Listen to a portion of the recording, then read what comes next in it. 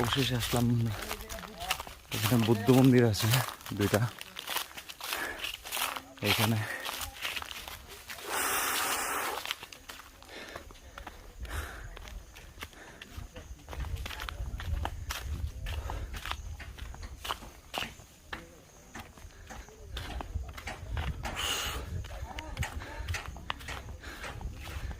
চারপাশে কি সুন্দর ভিউ।